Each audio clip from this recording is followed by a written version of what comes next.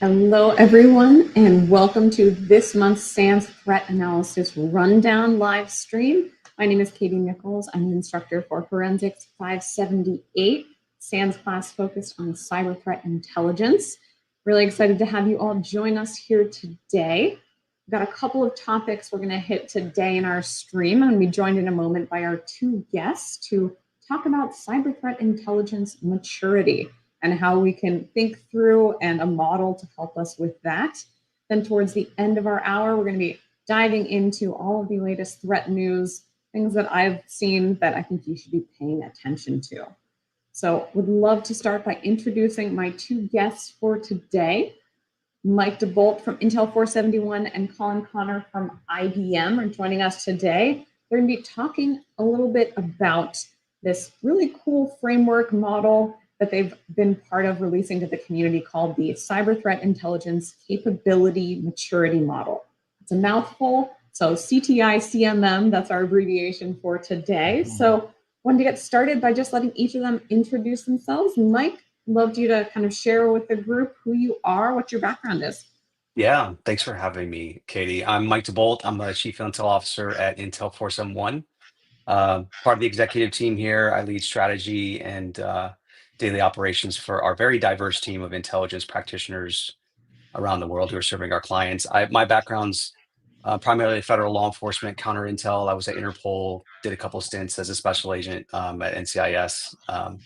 Yeah, that's me in a nutshell. Nice. And Colin, how about you? Perfect. I'm a manager at IBM. You might have heard of them. I'm a manager of CTI services. What's that mean? Intel transformation, that working with clients on assessing their programs, building their programs, and integrating intelligence into there, as well as some additional services, dark web, brand impersonation, etc. that my team supports our clients on. Awesome. I appreciate having both of you. We've both been around the cyber threat intel community for quite a while, so very familiar with this. Just a note for our audience, as you are joining, we're going to ask you a couple of poll questions today.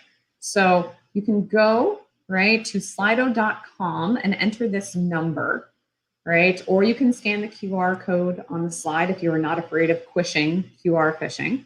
And we'll start kind of check back in on these results in just a moment. Again, go to slido.com, enter that number, and tell us if you used any kind of model or assessment tool before to measure the maturity of your cyber threat intel program. Or if you're a team of one or you do it on the side, have you ever looked at a model or tool like this?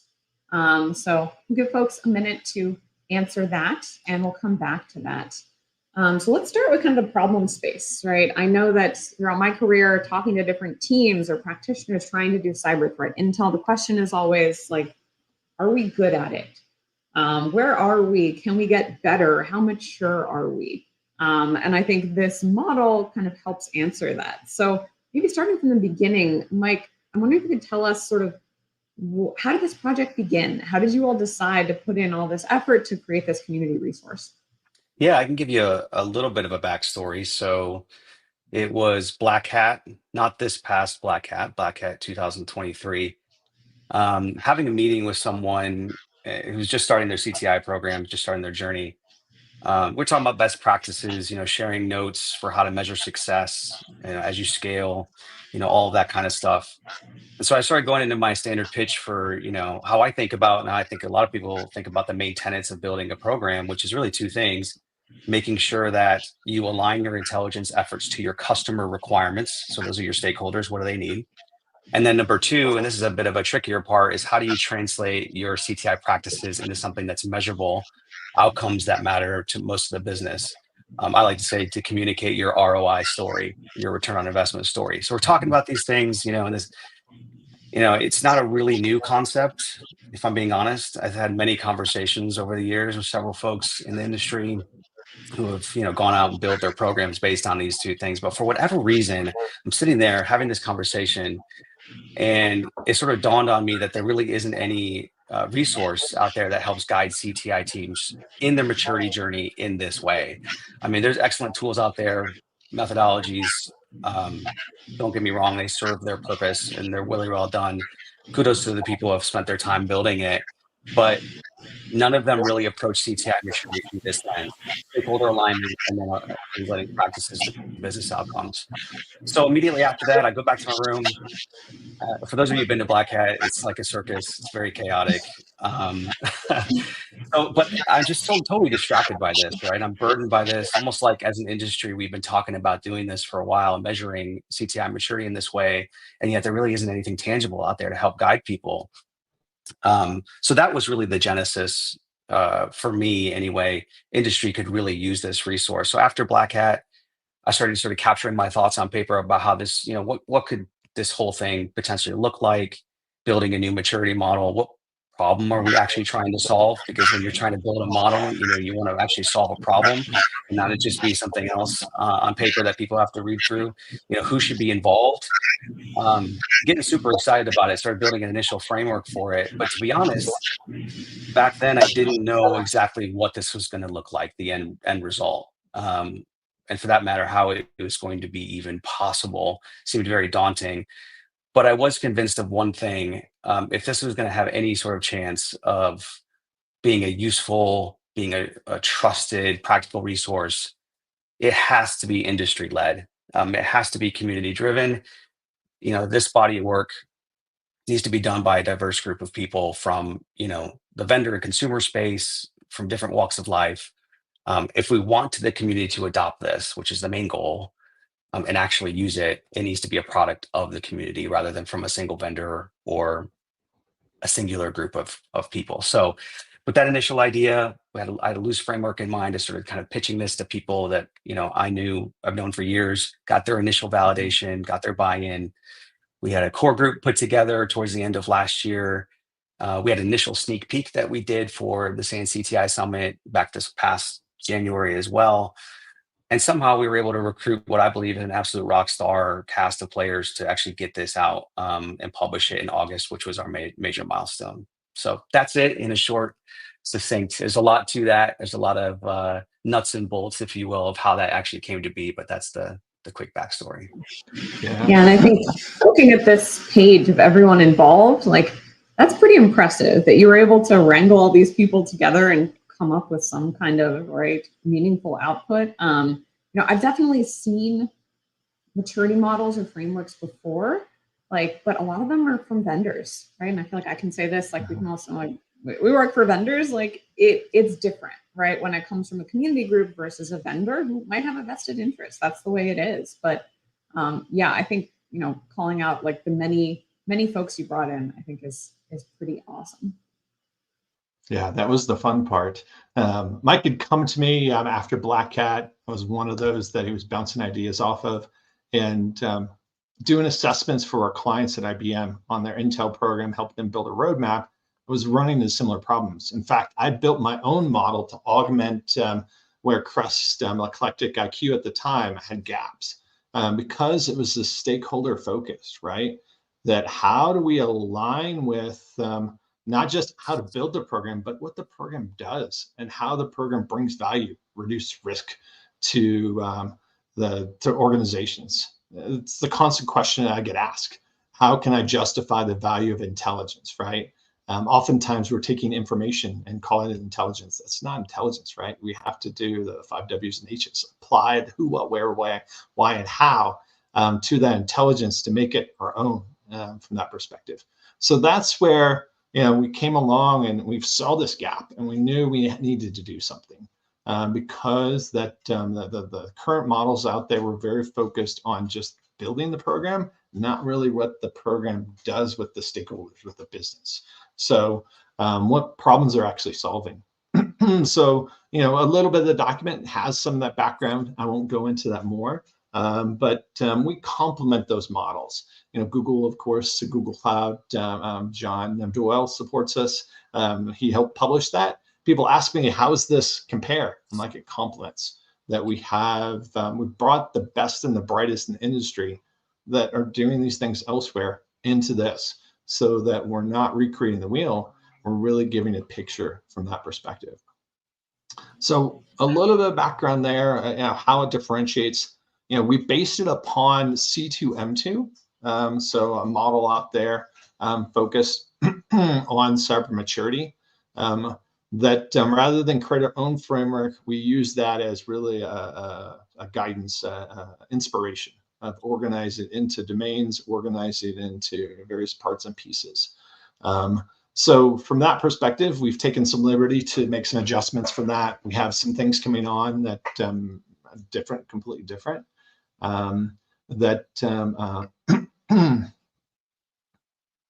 Yeah, if you want to go, yeah, there you go. Yeah, cool. C2M2. Sweet. Yeah, and the thought energy. Yeah, I like it. It's yeah, when we started looking at this, the idea was, I mean, look, if we're going to measure CTI maturity through the lens of the stakeholder, right? It's important to know, how are they measuring their maturity as well?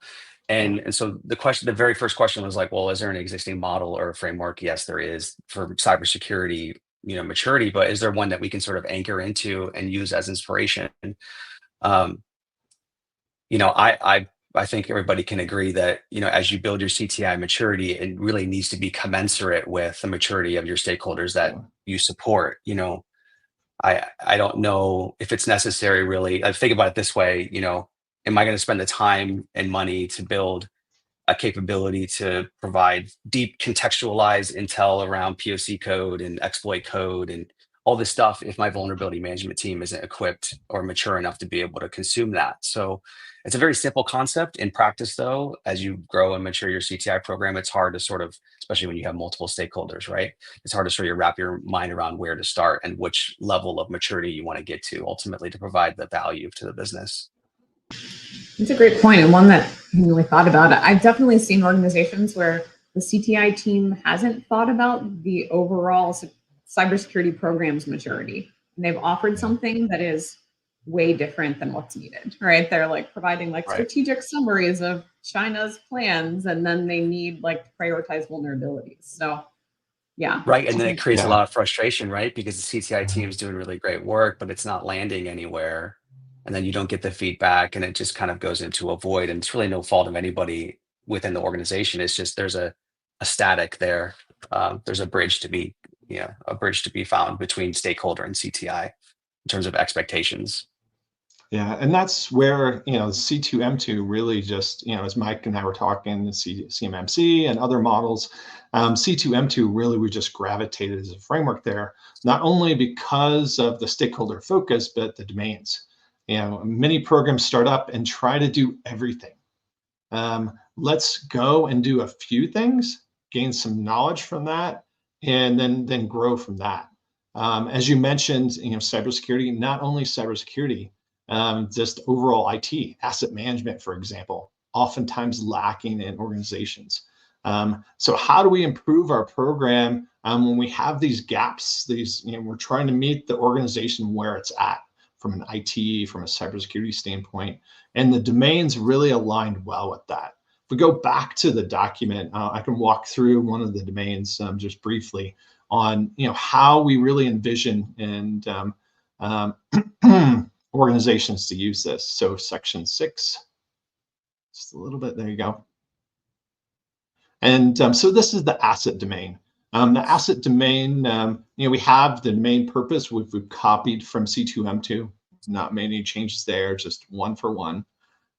We've defined the CTI mission though. From an asset standpoint, asset change and change management, what's the mission? What's our goal here? What are we trying to accomplish? And then the use cases align with how to accomplish that. The challenge, though, is that how do you, meet a program where it's at? As you mentioned, sometimes it's one person, sometimes it's a person that does multiple things, the distributed CTI model. We've seen programs all across the board. So in each use case, we have the data sources that we recommend to do that, and we've seen best practice on. But we also have the practices. So the next page has the practices of these use cases. In the model, we have a CTI level 0, that no intelligence focus there. Level 1 is just a foundational, a basic level. Level 2 is advanced, a little more complex. And level 3 is the leading from that perspective. Many models will use CMM will use a 5-level model. We kept it simple here, and CTI-CMM or C2M2 keeps it simple as well.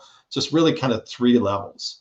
Because now you start to break out the levels 2s and 3s, you're trying to get into some nuances that to some extent aren't necessary. But from a beginning program, that understanding your inventory, understanding the classifications of your inventory and how to use it is key, right? That I need to know thyself, Sun Tzu, right? And know thy enemy. That so if I know myself from an intelligence standpoint, I can know some of my key assets, maybe even some of my key applications, and start from there. From a level 2, the advanced, now I start to take that information and really start to follow our intelligence lifecycle on that, right? Building some requirements, doing some collections on those, maybe even using some of this asset information in incidents or external incidents that are occurring from that perspective. Then from a leading standpoint, this is really the advanced, the top tier programs. The value is that each of these different practices, you have a level 1, 2, or 3. Each of the different domains have multiple use cases. So there's complexity here that I don't need to be advanced in one in assets. I need to be advanced in one piece. Of course, there's overlap between some of these use cases. But from that perspective, now you can start to understand, okay, here's some of the basic things to start. Am I doing those? Am I doing those well? Here's some of the more advanced things. Maybe I'm doing some of those. Maybe some of those I'm just ad hoc. And then here's some of the advanced, the leading things that if I really want to have a leading program, some things I need to aim for. You can start to build your roadmaps. You can start to build some complexity as well as for asset. And maybe I just can't do any of that because that from asset management and configuration change management, we're not mature. That's okay. We have threat domains. We have some of our risk domains, program management, workforce, other pieces in there that as I'm starting to build a program, I can start to look at some of these use cases and start to look at different avenues. So, question out there for you in listener land. What kind of challenges have you run into as you're building the program? Post your comments, and as we talk, I'll review a few of those, and we can speak to those. But I'm going to pass it back to Mike, and how do programs use this, and kind of what are the next steps is the question that we have. Yeah. So if you want to go up to Kate, if you want to go up to the, I think we have a roadmap section in there that gives readers some insight into what we're thinking, what we're doing. One of the challenges with this as we started diving into it is that because there really isn't anything like there out there, there isn't anything out there that's like this. You can sort of get your eyes really big and you're like, well, there's all this opportunity, but you have to create some realistic milestones and objectives. So all that being said, there's a lot more work to be done post version 1. A couple of things that are on the immediate horizon. If you look at the C2M2, which is what we've anchored this model off of, it doesn't have certain things that I think CTI programs ought to be supporting, like fraud, for instance, financial fraud, or just the fraud and abuse domain more in general. So one of the things that we have on our roadmap for version 1.1, which we've slated for the end of the year, is building a fraud domain. How does the CTI team, what are the different practices and capabilities that we ought to be building or thinking about to support fraud within an organization? So that's December 2024. And of course, we've gotten a lot of feedback post version 1 release. So we're in the process of establishing a feedback loop right now. We have committees set up internally within the teams to help us make sure that we're identifying each and every feedback item and actioning those and being transparent about which ones we're incorporating and for which reasons. So that's going to be in version 1.1 as well. And then in Q1 of next year, so roughly February, March timeframe, what I'm really excited about is, if you look at the first bullet there, a CTI metrics and measurements appendix. So if you think about how we growing maturity, how do we measure our ability to go from level 1 to level 2 to level 3? Well, you have you have to have measurements and metrics in place. And we're not just talking about quantitative metrics here, how many RFIs I did, how many reports I did. These are things that, I can measure over time to be able to say, I've been able to accelerate detection times. I've been able to support the vulnerability management team to improve patch prioritization. It's those things that are tricky that I think as an industry, we really haven't captured well.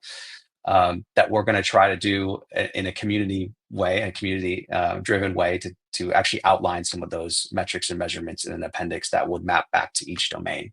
So it's just kind of a hint as to what's coming. We have a lot of ways that the community can get involved with this. We're all over social media now.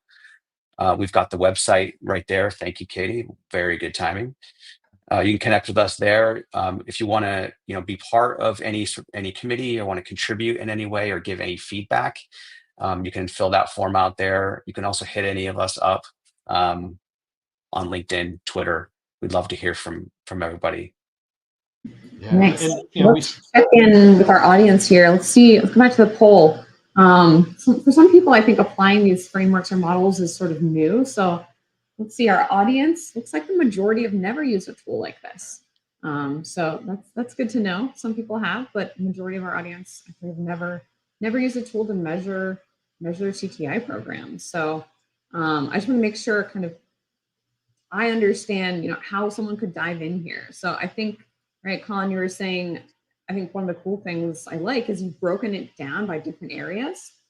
Right? Like CTI, we can do so many things and we can inform different stakeholders. And so, maybe you go in and you're like, cool, asset change configuration management, but then you look at, okay, CTI could help improve asset visibility. I don't know about you all, but like the number of organizations that actually have assets accurately inventoried and classified, like maybe not that many. What I like is maybe you go in here and you look and you're like, okay, that's not me. But Colin, you're saying like, cool, look at the next one. Or if like assets aren't the right focus for you, like, cool, let's go down to the threat and vulnerability management. That's a huge topic. Everyone wants to like make sure we're prepared for attacks, right? So maybe you could do this, like collect some indicators. So I really like that of dividing by like the use cases and then the different levels. Do I kind of have that right of how you recommend someone approach this? Yeah. As well as that, as Mike alluded to, our next release that we're slating for December or January is we're including a new domain that was not in C2M2 fraud, something that we support, from an intelligence standpoint across most organizations, whether it's from a financial organization or whether it's just our CFO office, right?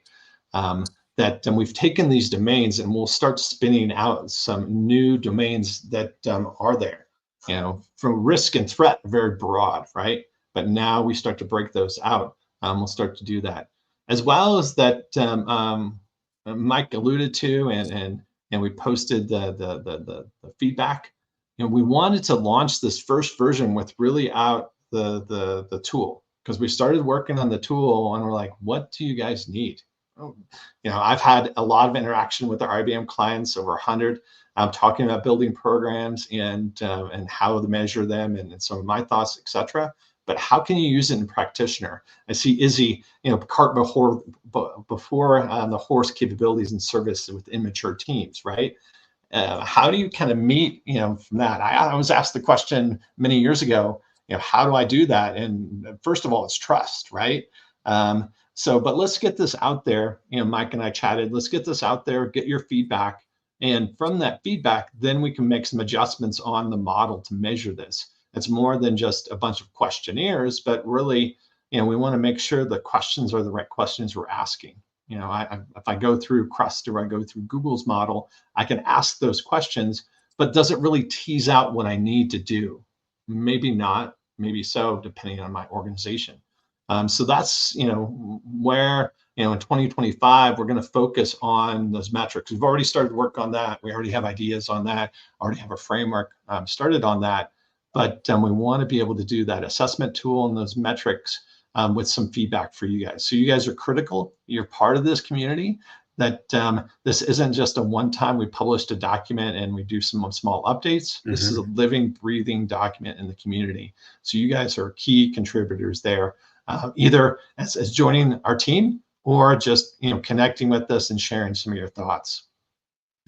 Yeah, as you were talking about stakeholders, I was just scrolling to the section talking about stakeholders and these core concepts. And that's another thing I'm struck by. We have a lot of people on who've never used a framework like this.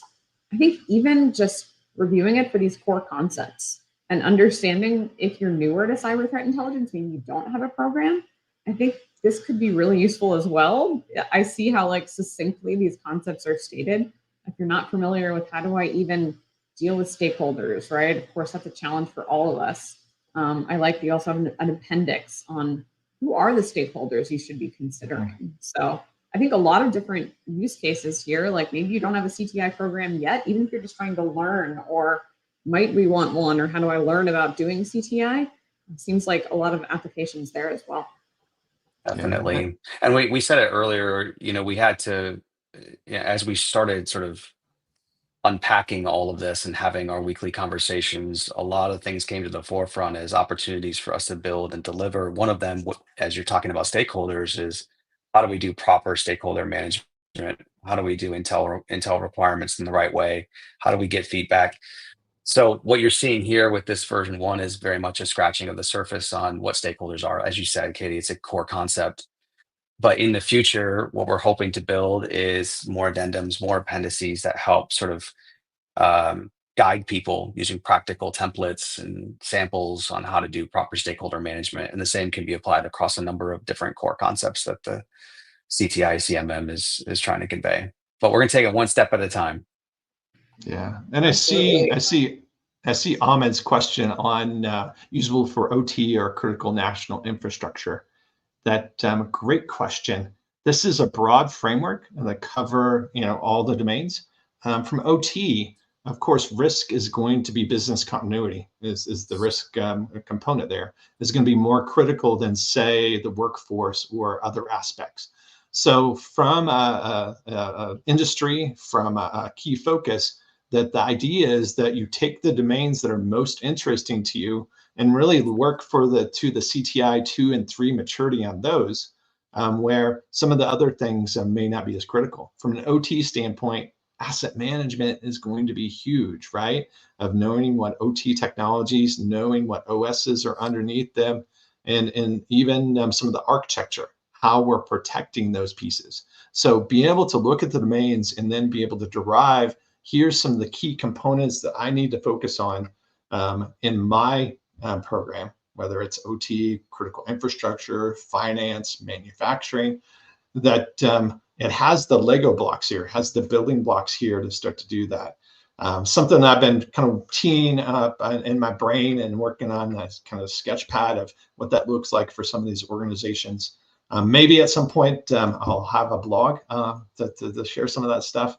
But the focus is, the community as a whole. So you guys can consume it, and then specific questions, connect with us. We have LinkedIn, and we have an X profile. Connect with us there.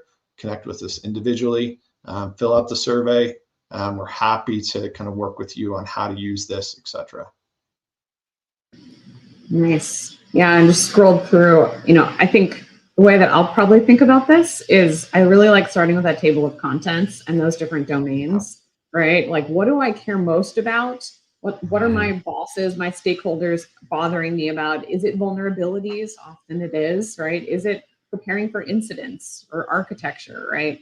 So I really like that, how you've broken these down in different domains, because they're can be overwhelming sometimes also, just thinking about all the different things cyber threat intel can inform. So it's a great point. And if you think about it, obviously the use of this is I'm going to be able, as a CTI program, assess my maturity against those domains. But, I should be taking another way to use this is you take it to each one of those domain leads or that person in that business unit, and you can go, hey, this is the potential. This is what I can potentially provide to you. Where do you see us kind of matching up?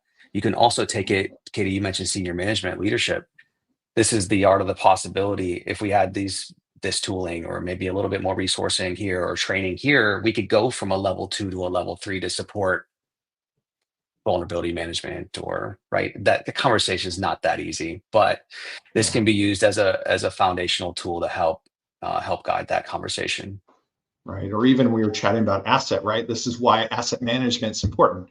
Not just I need asset management, but here's the foundation that it builds upon for me to do additional things. Yeah. It's always tough to get those more resources, but I also feel like there's power. You all have kind of experienced this as consultants. And sometimes if you're saying something to your boss, that's one thing, but saying, hey, there's a community framework on here's how we could level up supporting asset management. Cool, boss. Like, we're here. I think if we got additional resources, we could level up, and here's what we could accomplish. So I think having a community resource, especially backed by experts from all these different companies and backgrounds, maybe can give you another tool in your tool belt to get more resources, which I know is a challenge for all of us. Anything that helps, right? Awesome. Well, a lot to dive into here. 83 pages, a website you've given us, right? Ways to connect on social media, kind of roadmap. Anything else, Mike, Colin, before we wrap that you think is important for people to know about this model?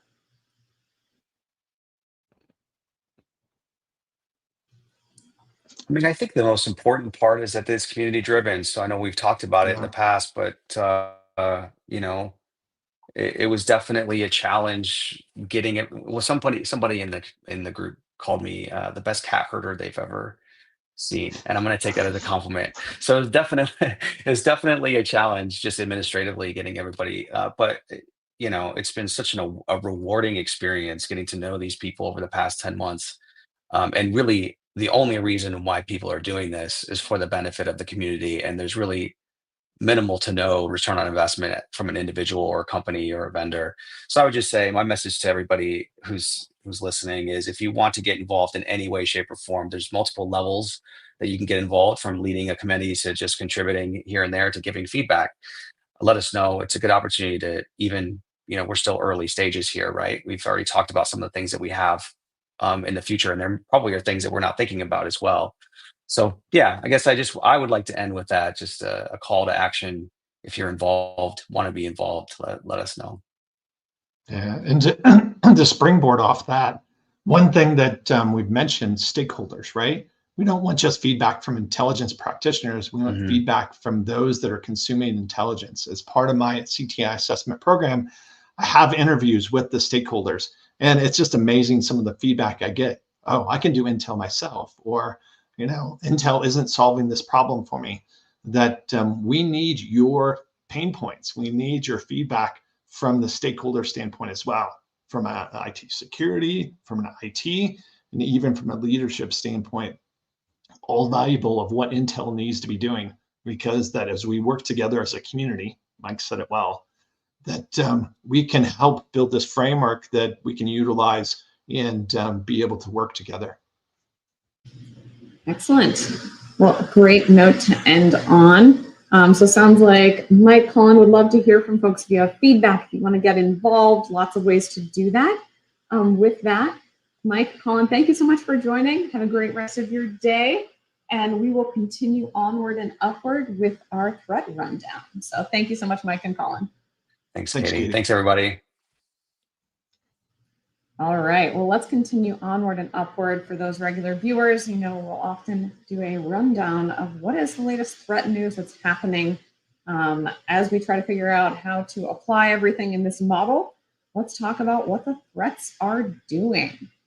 If you've joined before, we've got to talk about ransomware. It is still hanging out, and cool resource I wanted to highlight. Previously, we showed the ransomware tool matrix from Will Thomas, instructor for SANS, and Thomas, another awesome cyber threat intel community member, created this really cool tool where you can navigate this. So I'll drop a link where you can download this yourself from GitHub.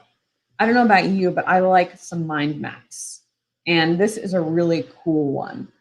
If you are trying to get a handle on what are all of the different tools that ransomware actors use, this is a neat way to do that. I like visualizations. Also, this is kind of overwhelming, right? To think about all the tools ransomware actors are using during intrusions, but let's take the positive side of this. if you can identify, can you detect any of these? Like maybe you can catch them. So two sides to every coin, right? Taking a look at how they broke these down. We've talked about this if you joined the stream before. Remote monitoring and management tools. We can't emphasize this enough, right? These tools are used legitimately by IT programs, right, to administer enterprises, but they are also a great way for adversaries, including ransomware actors, to move around environments. And so here are some of the many RMM tools that ransomware actors have used. Not an easy task, as we talked about with our previous discussion in asset management, to know which of these are authorized in your environment. But I will say, I can attest to this, if you have a really clear understanding of which of these tools are authorized or not, if you see any desk popping up in your environment and that is not authorized, worth checking out for sure. So really neat way to kind of visualize these different tools used by ransomware actors. So shout out to Thomas who created this based on the awesome work that Will created with this ransomware tool matrix. So definitely check that out if you're a fan of mind maps like I am. Other ransomware news, as always, lots of reports to check out. Wanted to highlight this recent one from Ransom Hub. Right, CISA continues to put out solid ransomware reporting. This one chock full of information on the Ransom Hub threat. You'll notice a theme here as we all try to track all the many names of these ransomware actors, formerly known as Cyclops and Knight. We find this again and again. These adversaries are saying, cool, I'm not called Cyclops anymore. I'm now called Ransom Hub. Often the same actors, and the good news is the same TTPs behind this ransomware.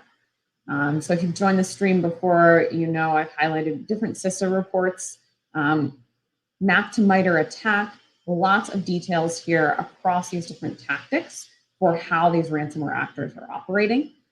We often will talk about vulnerabilities. What vulnerabilities are these actors exploiting? Tying it back to our previous capability maturity model discussion, right? This could be an example of one of the inputs if you were trying to up level in supporting vulnerability management, right? Collecting reports like this, figuring out what are the actual vulnerabilities that actors are exploiting, trying to prioritize those. So just kind of one example of starting to level up your maturity there. What you'll see time and time again, and I can't say this enough, is the similarity of these tactics, techniques, and procedures, right? You start to see the same tools being used. PowerShell, such a common technique. Tools like Mimikatz for credentials. Lateral movement via remote desktop protocol, RDP.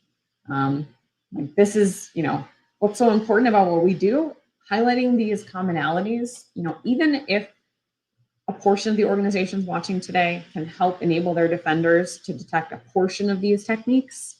As a community, I think we're going to be much better off trying to identify ransomware and stop it before it gets to the kind of end this kill chain, the exfil and the encryption. So check out this CISA report on Ransom Hub. Lots of details. Again, just a good way to make sure, hey, are we focusing on the right TTPs for ransomware? So ransomware continues to be a thorn in all of our sides, I know, but wanted to also highlight this recent report. It just came out yesterday, the day before, 3 days ago, from Google Cloud, the folks at Mandiant, on the North Korean IT worker threat. So if you've joined us before, we've talked about this a little bit previously. Really interesting, I would call a blended threat here. In cybersecurity and cyber threat intel, we so often just think about the computers, right? What we see on machines in the cloud. But this is one that spans recruiting, people, right? How do we hire workers for our companies? And so you'll recall, if you haven't heard this before, right, a couple of different organizations, Mandiant, US government, KnowBe4 had a blog on this. North Korean actors are actually trying to gain employment at US organizations, affecting a lot of different industries and trying to get these IT jobs, which, as we know, IT jobs are across a lot of different organizations. And the challenge of this is And if you think about as a cybersecurity practitioner, how would I know if an employee is from a country like North Korea? Like there might be some signs in terms of the actual activity, the telemetry on their machines, but there's also a process aspect to this, right? And I think anytime we get beyond just cybersecurity people, we need to be intentional about thinking about how to reach out to other teams, HR, recruiting, to figure out how can we identify these actors. So Mandiant talks about a couple of different clusters, right? You'll recall we talk about naming, UNC being their kind of uncategorized clusters, talking about the TTPs here, using stolen identities, applying for different positions, and some of the things to look for. This is where I think this blog is really helpful. And I would highly recommend, if you have any IT workers, checking out this blog. Thinking about, right, what do these people's resumes, LinkedIn profiles look like? One interesting thing as I was scrolling through these, right? Okay, here's a resume. Looking at the tagline here, sometimes people will have sort of a, I don't know, mission statement tagline. I'm less see myself, I'm more the others rely on me. Suggesting maybe that wasn't written by a native English speaker. There are a couple other interesting things, and I'll say as a hiring manager, I review a lot of resumes. A bullet point here, built beautiful looking pixel perfect dashboard UIs. I appreciate some of the beautiful looking dashboard UIs, but I don't know that's a common thing that I would see in kind of a legitimate IT worker resume. So a couple things to look out for, and this is where we talked previously about all the stakeholders for cyber threat intel. I would highly recommend if you hire IT workers, go share this blog with your recruiters because, right, it's not enough that we as the cyber threat people know about this. We also need to share this with stakeholders like people in recruiting, in HR, so they know the kind of things to look for in these resumes, right? Because as this blog talks about, right, there's kind of the resume aspect, the interview aspect, and then there are also some, right, signs on the actual laptops themselves. Connecting in via certain devices like keyboard, video, mouse, KVM devices, right? Installation of remote management tools. So knowing, hey, if we start to see employees doing these things, installing tools that are unauthorized. Thinking back to our little ransomware graphic there, it's these same dang remote management tools, right? AnyDesk. So again, if you can start to track on these RMM tools unauthorized installations, maybe you're going to track a ransomware intrusion. You could catch that. You also might catch one of these IT workers from the North Korean government trying to infiltrate your organization. So it's not always the most exciting. It's often challenging to get a hold on what's authorized, but really important, potentially identifying multiple different threats. Other things from the cybersecurity side, right? Looking at unusual logins, IP addresses associated with specific VPNs like Astral. And right at the bottom of this blog, everyone wants their indicators. So Mandiant shared some indicators, right? Network indicators. Again, if you see one of these IP hits, might not be that like you have a North Korean spy in your org, but these are anomalous. You might want to look into these. See, is there an employee, logging in from one of these who has some other anomalous activity? So a lot of really good guidance in here in this blog post, mitigation strategies, some observations, how would you identify this? And then some process things, right? To think about your HR team, as we talked about, how would you help them figure out how to vet job candidates to try to prevent one of these people from being hired? So really interesting example of a threat that kind of extends across multiple teams and organizations. So definitely check out, if you hire IT workers, check out this blog. A lot of useful, actionable info in there. On the North Korean front, a couple other things to highlight. Again, a lot of people have been putting out reporting on this similar threats. This one from IC3, US government organization talking about North Korean actors, specifically targeting decentralized finance, cryptocurrency, that finance industry organizations. and here trying to deploy malware and steal cryptocurrency. So if you are in like financial sector, cryptocurrency, anything like that, definitely worth checking out this report from the IC3 on specific tactics, techniques, and procedures there. But again, sort of part of this overall narrative of North Korean actors trying to steal cryptocurrency, financial gain. And that's also motivation for these IT workers as well, trying to steal things. So across different organizations, if you hire IT workers, if you're in the cryptocurrency industry, worth checking out those reports, definitely considering North Korean actors in your pro model. All right, moving right along, all the threats. Let's talk about the next one.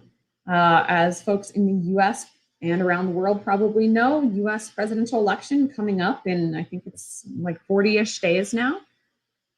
This is always an interesting one because what I found is that the topic of election interference, it's of interest to maybe a narrower set of organizations from a cybersecurity perspective, right? If you are working on a board of elections, local government, or you work for a political party or in one of the campaigns specifically, you're going to care a lot about this.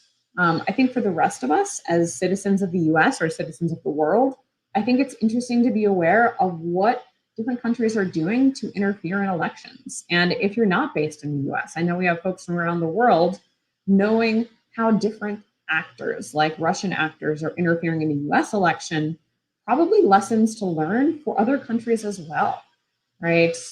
Generally, countries are going to have interests around the world. So taking a look, this Microsoft blog post, and then there's a more detailed report that I'll also link into, talking about some of the Russian influence campaigns. And I really like this breakdown of different cyber proxies, right? Actors that are maybe overlapping a little bit with Russian state-sponsored agencies, but maybe acting as sort of quasi-independent. Some of these you might have seen in the news. I know one that we've heard a lot about, No Name 057, right? So these proxies give the Russian government a way to, as the name suggests, proxy activities and maintaining that plausible deniability of, well, it wasn't us, it was No Name 057. Kind of an interesting breakdown. And again, depending on what type of organization you're supporting, what you care about, you might care more or less about different activities that these groups do, right? Denial of service, if you care about uptime, that might be a priority for you. If you're trying to protect, people in sensitive roles, you might care about doxing, etc. So I personally find some of these breakdowns really helpful because there's news about all these different actors day to day. So keeping track of who is who does what, who are they targeting, particularly might be helpful for you. So election interference is going to continue to be a thing. I'm just going to predict that over the next couple months through the presidential election in the US. Worth keeping an eye on this and just thinking about, do you have a role in this or just for awareness, right? Knowing the types of influence or disinformation that could be out there if you're a potential voter. All right, let's hit a couple of other interesting developments that I wanted to share. Things I've seen, projects. This one from some of my former colleagues at MITRE, the Center for Threat Informed Defense. This one is a cool concept, the Technique Interference Engine, abbreviated TIE. So we know that adversaries often will have a specific path through the network, right? If they maybe land on a box, okay, they gain initial access. Maybe they're going to try to figure out what do they have access to, doing some discovery techniques to try to then move laterally. So this Technique Interference Engine is a neat way that you can start to think about if an adversary uses a technique like, let's use my favorite, PowerShell. What might they be doing before or after that? So, okay, you see PowerShell execution. Maybe they're going to do ingress tool transfer, right? Download another tool, maybe one of those remote monitoring and management tools that we talked about. So kind of a neat concept, right? This is the first version. So as always, right, take it with a grain of salt, but might be worth looking into if you are trying to understand, and what paths might adversaries take through a network during an incident. One other thing I wanted to highlight before we wrap up, right? The folks from ENISA, right? European Union Agency for Cybersecurity. I just call them ENISA. They've recently published their threat landscape. And if you've joined us before, I find that these roll-ups, threat landscapes, annual reports are really helpful for a lot of different reasons. But I often use them as a way to check in on, are there things that other people are seeing that I'm not, or my team isn't, right? Especially if you're based in the US or Southeast Asia, getting a perspective from a European organization, probably good to see if there are gaps that you're not seeing because of where you are in the world. So this one, quite a hefty report, 131 pages total, but I like to treat this as a review of the table of contents. Think about, what are you most interested in? I often like to just look at the overview of the threat landscape, the trends, right? So scrolling down to these different sections, are there trends that this team has seen that I have or haven't seen? Do I need to be adjusting my visibility? So for example, what are the most active threat actors based on ENISA's data? Hey, check it out, No Name 057. That's one that we just talked about with our US election interference pieces. So thinking about, are these actors that I've never even heard of? Maybe if you've never heard of some of these, looking into them, thinking about, should I be paying attention to these actors? Maybe for your use case, you care, maybe you don't. But just getting that overall awareness, what are trends that other people are seeing that I might need to pay attention to as well? So lots of trends here.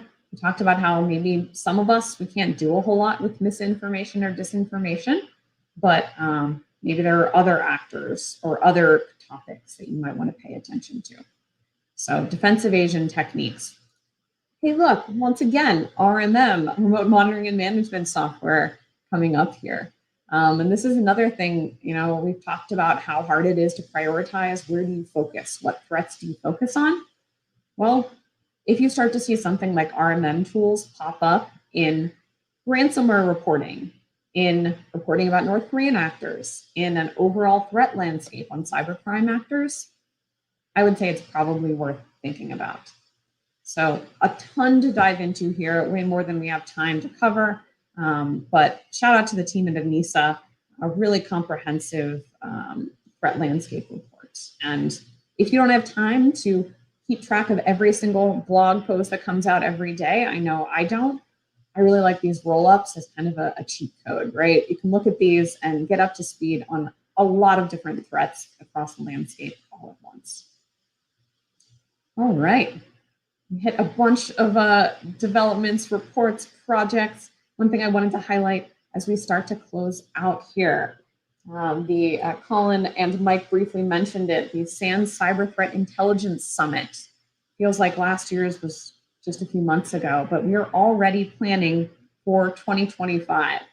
Can't believe it, right? January 2025. So save the date, January 27th through 28th. Love to see you in my neck of the woods, Northern Virginia, or totally free live online. You can already sign up for this. If you're listening to this stream, you probably care about cyber threat intel, so definitely recommend marking your calendars now. The other thing, our call for presentations. If you have something to say, if you have an idea, if there's a cool threat you feel like no one's talking about, if you want to rant about ransomware, right? All of these would make awesome presentation topics. So our call for proposals, presentations is open through Monday, September 30th. You have 4 whole days. I don't know about any of you, but I always like to wait till the last minute. So if you have an idea for a presentation, we would love to hear from you. We would love to hear your idea. There's a couple concepts here, topics of interest. And I would say if you've never submitted to a conference before, don't be afraid, right? We have a lot of resources here. This one I wrote a while ago on how to write conference proposals, right? Idea here, sharing is caring. If you have an idea for us, we would love to hear your proposal. So with that, hopefully something we've talked about today, something Colin or Mike mentioned, give you an idea. Would love to see your proposal or just see you register for that summit, even though it's a couple months out, January 2025, the SANS CTI Summit, one of my favorite events of the entire year. With that, that's all I have for you today. Thank you so much for joining us today. Thanks to Mike and Colin for talking about the CTI-CMM, that capability maturity model. We hope to see you next month on the SANS Threat Analysis Rundown. Take care.